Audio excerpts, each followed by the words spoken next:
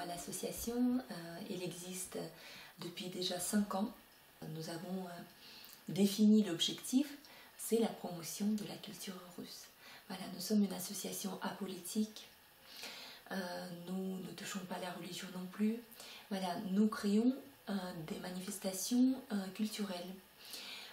Il y a des expositions picturales, il y a des expositions photographiques, il y a des rencontres avec des Russes, il y a des rencontres avec des Français qui parlent de Russie, il y a des concerts, il y a des spectacles. Nous avons déjà accueilli des groupes russes, par exemple la chorale des garçons de Rostov-sur-le-Don, qui nous a fait 2 concerts tout à fait exceptionnels donc à Caen. Et voilà, comment dirais-je, on fait des conférences, on fait des ateliers, donc il y a beaucoup de choses depuis 5 ans qui se sont créées, qui se sont mises en place, mais il y a aussi quelques activités qui sont constantes, donc c'est ce qu'on appelle des ateliers, voilà, c'est ça, des ateliers, telle ou telle chose. Donc par exemple, nous avons la chorale qui est menée par un Français, Serge Tulev.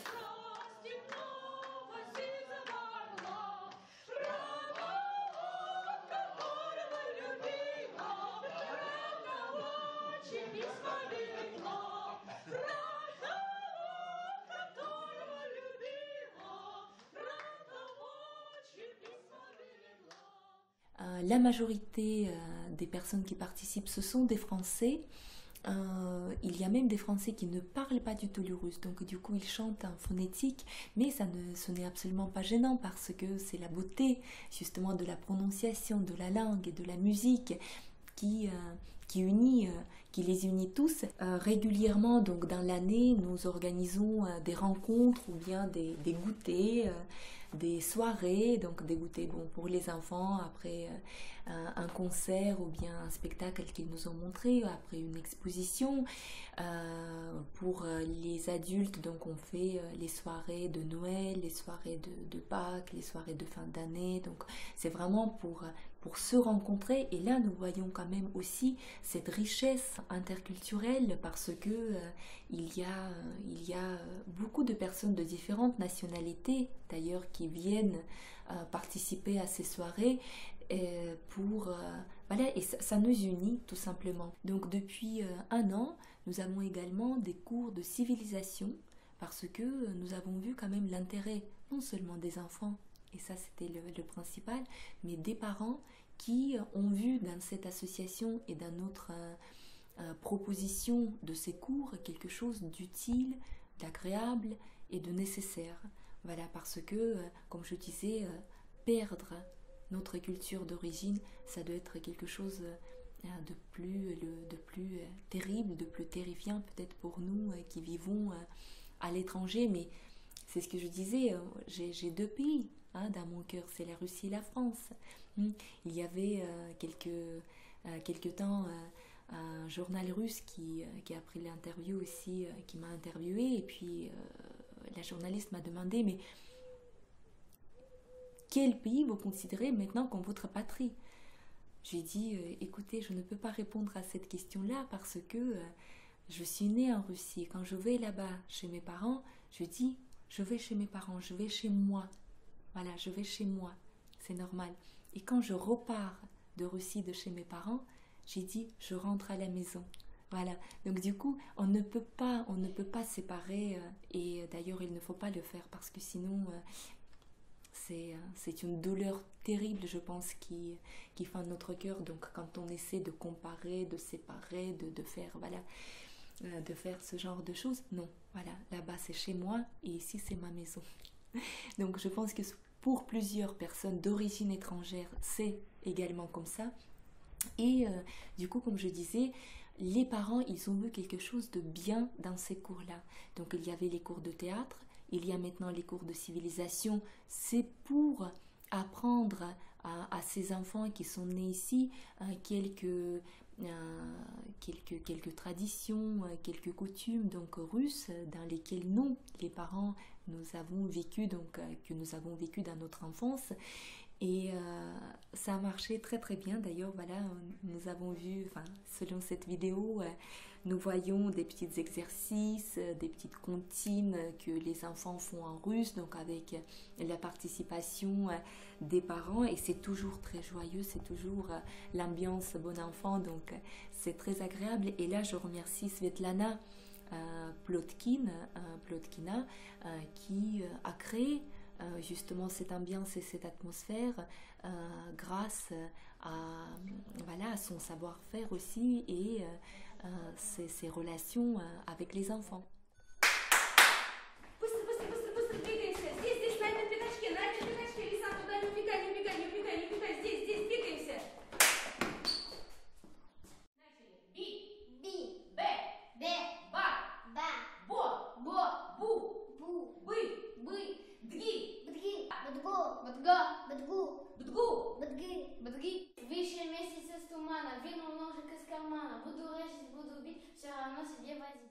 Зайка по лесу бежал. Le lapin, il est dans le flot. Le lapin courait dans la forêt. В дверь ему стучал. Dans sa porte, lui toquait. Тук-тук. Токи-токи. Дверь, la porte, открой. Там, тук-тук, внизу, там, внизу,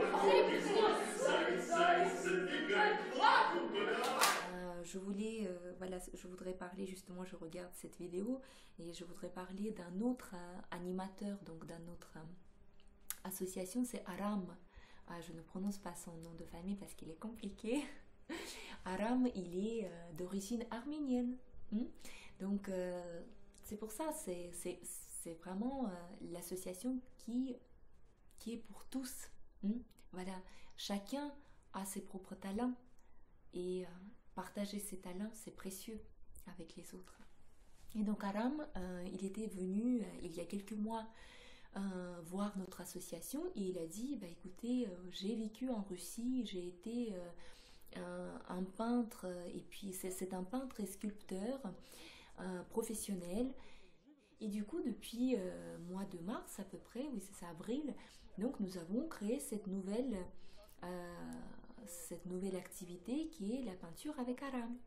Et c'était formidable parce que les enfants étaient si enchantés que au bout d'un moment, nous avons vu aussi quelques parents qui voulaient s'incruster en fait dans ces cours en disant « Oh, mais quand on regarde ce que nos enfants font et ce que Aram enseigne, eh ben, on a envie aussi d'apprendre. » Et puis, c'est devenu une activité familiale.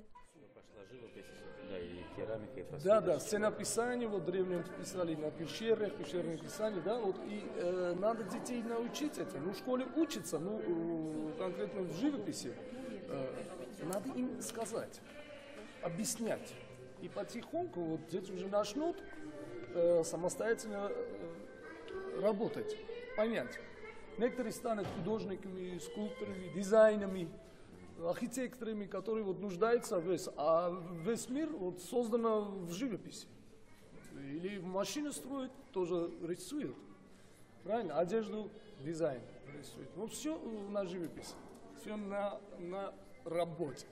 Вот молодцы у меня, молодцы, дети хорошие. Да. Живопись — это фантазия? Ну, фантазия это и есть жизнь. Это и есть и... вот понимаете, вот некоторые живут, некоторые творят, вот. Некоторые мечтают. Вопрос в том, что есть и великие художники тоже. Они ни одной художник не говорит, что я дошел до этого уровня. À la fin de cette année, Aram a proposé d'organiser une exposition, ce que nous voyons sur la vidéo d'ailleurs. Donc il a exposé les dessins de nos jeunes prodiges et puis aussi quelques sculptures donc qu'ils ont fait en cours, et c'était un moment très très fort en fait parce que les parents, les grands-parents sont venus voir, faire connaissance, et puis pour les enfants c'était une fierté immense d'exposer le produit de leur travail, voilà ce qu'ils ont fait, ce qu'ils ont appris. Donc ça, c'est une très très bonne chose. Robert, encore une fois, je regarde cette vidéo formidable. Robert Dalakian, qui est aussi d'origine arménienne, un des membres de notre association, pareil, nous a proposé pour la fête de fin de saison que nous organisons chaque année au mois de juillet, de faire une sorte de démonstration, oui c'est ça, de son savoir-faire. Il est coiffeur styliste, il était coiffeur styliste donc en Russie pendant plusieurs années. Et pendant quelques temps, en direct, dans une des salles de la maison de quartier de Benoît, il proposait à toutes les personnes qui souhaitaient de faire comme ça, à l'improviste, en direct, donc des coiffures. Et les coiffures, bah voilà, comme on lit tout avec la Russie, donc ça a été lié, on a dit, les tresses russes. Voilà, donc il a fait des tresses formidables, il a travaillé, il a montré ses techniques qui sont tout à fait époustouflantes donc, à ses spectateurs, et il a fait quelques donc, modèles improvisés qui sont venus pour cette manifestation. Une des activités de l'association, c'est la découverte réelle et sur place de cette Russie. C'est-à-dire, nous avons déjà organisé, depuis 5 ans que nous existons, nous avons déjà fait 3 voyages en Russie. À Saint-Pétersbourg, à Moscou et quelques villes qui se trouvent à côté de Moscou, qui font partie de l'anneau d'or, donc les villes les plus anciennes russes. Et cette année, nous venons de rentrer d'ailleurs, enfin, c'était la première semaine de juin, nous sommes allés, ça c'était la première, nous sommes allés dans les 2 régions complètement inconnues pour les touristes étrangers russes, dans la région de Lipetsk et la région de Voronezh. Donc ce sont... nous avons organisé ça directement avec les agences touristiques sur place, là-bas. Et il y a des personnes qui ont participé en 3 voyages, par exemple, Saint-Pétersbourg, Moscou et Voronezh cette année. Et les témoignages de ces personnes, ils ont dit, bon, tous les 3 étaient très très bien, mais là, nous avons vu la vraie Russie.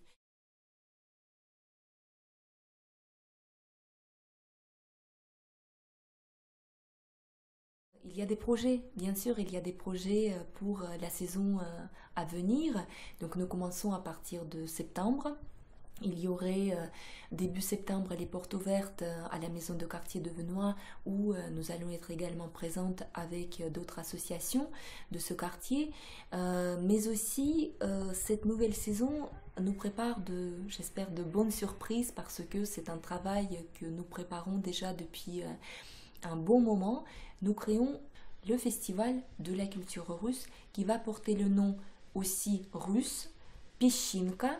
Pishinka signifie grain de sable. Ça va être notre grain de sable pour importer encore une fois cette culture russe quelque part ailleurs, puis pour la faire découvrir.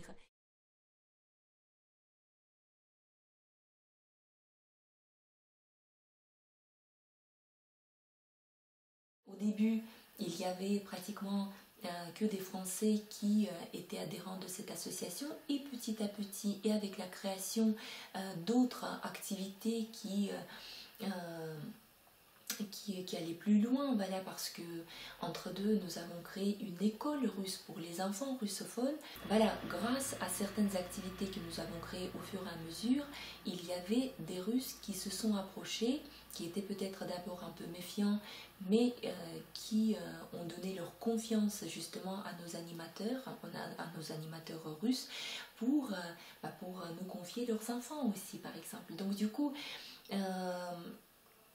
cet objectif qui est de promouvoir la culture russe, il va encore plus loin.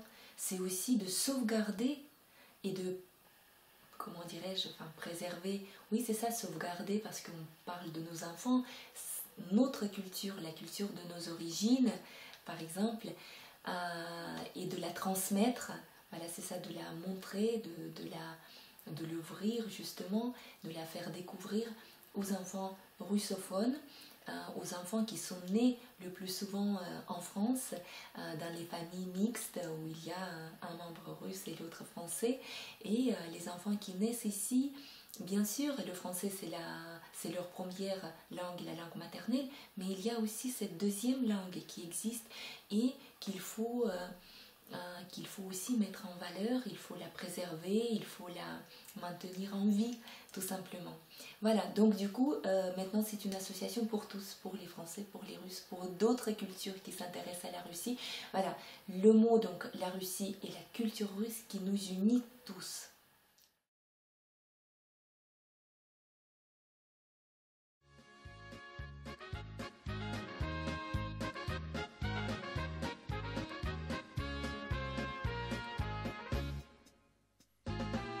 Оленя дом большой, он глядит в свое окно. Заяц по лесу бежал, в дверь к нему стучал. Тук-тук, дверь открой, там в лесу охотник злой. Заяц, заяц, забегай, лапу подавай. Тук-тук, дверь открой, там в лесу охотник злой. Заяц, заяц, забегай, лапу подавай.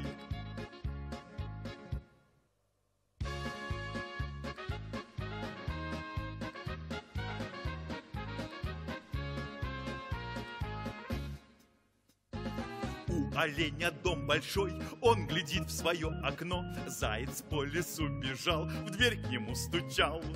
Тук-тук, дверь открой, там в лесу охотник злой. Заяц, заяц, забегай, лапу подавай. Тук-тук, дверь открой, там в лесу охотник злой. Заяц, заяц, забегай, лапу подавай.